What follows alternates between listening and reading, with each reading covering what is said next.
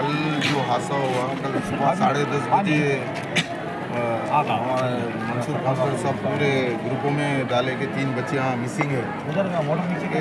उनके विकास नगर के लोगों को लेके जाके उनकी माँ को लेके जाके कंप्लेंट भी करे, और साथ में इस्माइल बोल के जो है उन भी साथ में आके इन लोगों के साथ में आके कंप्लेंट भी दिया हो, मेरे बच्चियाँ 3 बच्चियाँ मिल गए बोल के।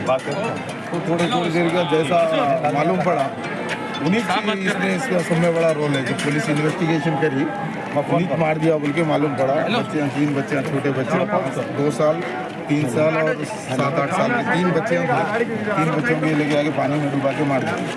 इसको बहुत बड़ी सी कड़ी सजा होना बोल के हम लोग सब कॉमेडी वाले आप लोगों को जब इतला मिला, जब इतला हुई आप लोगों को, तो जो प्रेजेंट काउंसलर साहब हैं वहाँ के मंसूर साहब जो है वहाँ पर गए, तफसीलात करी, तो वाकई मालूम कब पड़ा आप लोगों के ये बच्चे हो गए, इनका इंतकाल हो गया?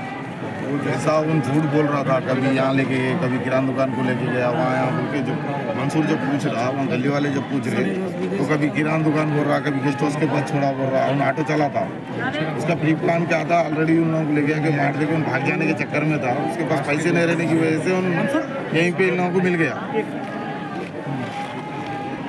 जो लेके जाके तालाब में लेके जाके।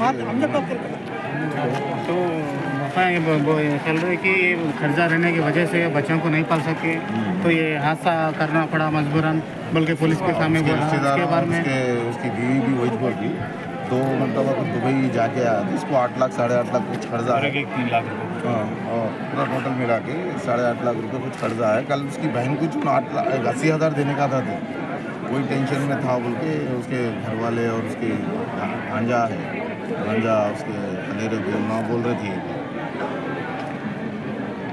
ये बच्चों के पूरा मालूमात कैसा इन्फॉर्मेशन मिली इनको? मैसेज जो व्हाट्सएप में स्टेटस मिसिंग का जो था, समय पहले मंसूर काउंसलर डालते सब एक्टिव हो गए, सब देखना शुरू कर दिए। जब पुलिस को जब चेक हुआ, इसको लेके जाके इन्वेस्टिगेशन इंट्रागेशन करते उन कबूलिया से। अच्छा, इन्होंने जो वाली साहब जो है बच्चों के वाली साहब है, उन्होंने जगह कत्ल कर दिए।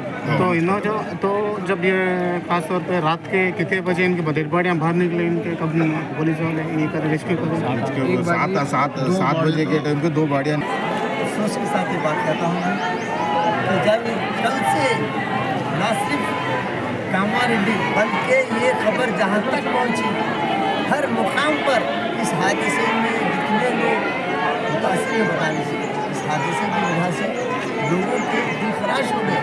एक मासूम बच्चियाँ जो बेगुनाह थी, जो किसी दुनिया की कोई चीज़ से वाकिफ नहीं थी, ऐसे लड़कियों को बाप खुद ही ऐसा अंजाम दिया है, पता नहीं क्या वजह थी उसकी। अलबत्ता मालूम ये हुआ महल्ले में कि वो शख्स नशे का आदी था, नशे की आदी था, और इन लड़कियों की वादा घरेलू काम करके अपनी ज़िंदगी गुजर बसर करती थी। लेकिन यह हादसा माह सियाम में होना बिलखुसूस एक ऐसे रहमत वाला, नियामत वाला, ये मग़फ़िरत वाला रहा चल रहा था, इसमें मासूमों की दुआ कबूल करता था अल्लाह ताला। लेकिन ये दरिंदा सिफत इंसान ने इन मासूम लड़कियों को जान से मार दिया है।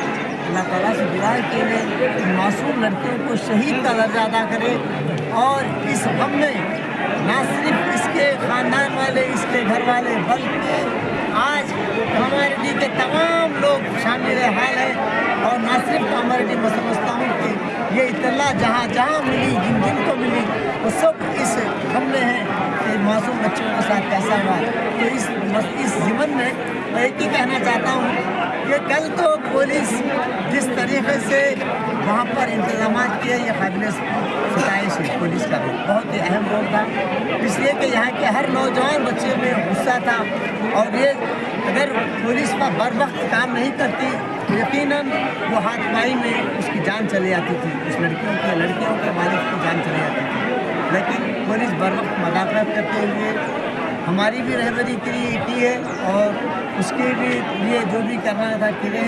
अब हुकूमत से बिलखुसूस हम कानून से फांसी की ये सजा होना। मुतालबा करते हैं कि ऐसे दरिंदा सिफत फांसी की इंसान सजा को होना उसको। फांसी की सजा दी जाए। पूरे बीच चौरस्ते पे फांसी की सजा।